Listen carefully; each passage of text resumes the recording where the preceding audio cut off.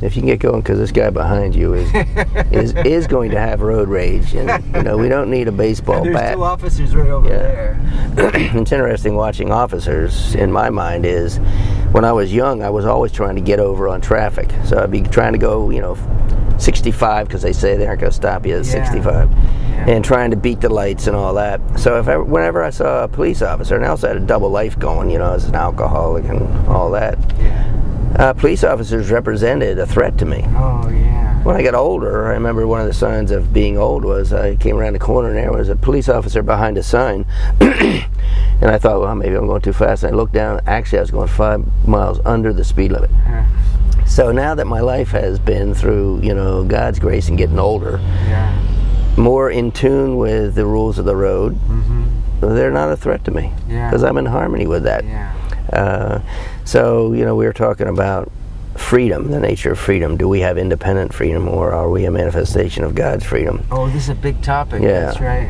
And I think, you know, people think when I was 16, man, I can get in the car, I can do anything I want, I can go anywhere I want, I can drive the way I want, stop signs don't really apply to me and all that.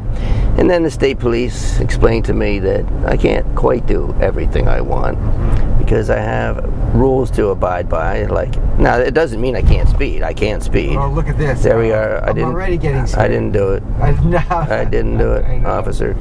Got my signal. Right. You check all the rules. Am I in harmony? So yeah, in some ways I am free to speed. I just have to deal with the consequences of being pulled over and paying a ticket and my father finding out about it, or points and my insurance and so forth.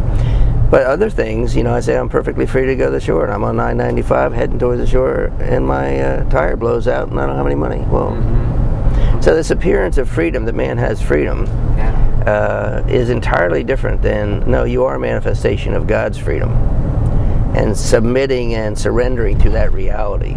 Because if we think we're independently free, then we get very disappointed and mad when we have a flat tire and we aren't going to make it to the shore. Am I free to get upset about the flat tire? It would appear you're free to get upset, yeah. I'm not free. No, even that's part of God's plan, because you're born into the appearance, and part of God's plan is you'll take that appearance as a reality, and the consequences of taking that as a reality is frustration, anger, and all that. And those experiences themselves will bring you into a state of submitting to God's will and allowing God's will to manifest through you. So that those experiences themselves bring you to and confirm the gift of life as if it were yours. But even that is not yours. Even that is part of God's plan. There's nothing that isn't part of God's plan. When it says every jot and tittle, it means every jot and tittle. So it isn't that God's trying to, you know, get you to perfection.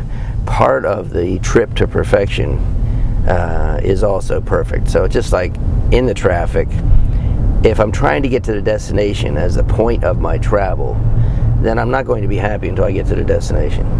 Whereas if the trip is part of what I'm happy with, then I'm enjoying the trip, and if I have a flat tire, I can enjoy calling someone, going to a small town with my wife, having a nice meal. All of that can be part of what I'm doing, rather than it's only when I get to the goal. And I think part of finding out that it's all God's life is, well, you can be happy right now on the slack line. You can be happy learning to ride a bicycle. Yes, you're getting better and better at it, but don't wait until you're perfect, because that time isn't going to come. Enjoy the trip as well as the destination.